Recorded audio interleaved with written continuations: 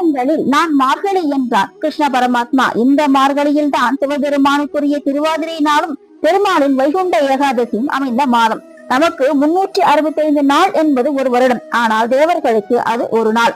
ஆனி முதல் கார்த்திகை வரையிலான 6 மாதங்கள் அரை நாள் இருண்ட காலமாகவும், மார்கழி முதல் வைகாசி வரையிலான 6 மாதங்கள் விடியற் காலமாகவும் கருதப்படுகின்றது.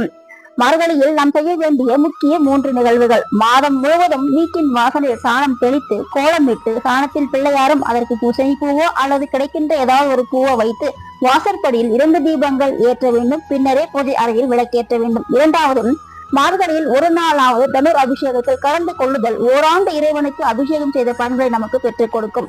மூன்றாவது, மார்கழியில் அன்னதானம் செய்தல், திருப்பாவை, திருவெண்பாவை, திருப்பள்ளி எழுச்சி போன்றவை படித்தல் பல கோடி நன்மைகளை நமக்கு அளித்திடும். இறைவனுக்குரிய மாதங்களில் மிகவும் முக்கிய மாதமாக கருதப்படுவது இந்த மார்கழி மாதம். நன்றி, வணக்கம்.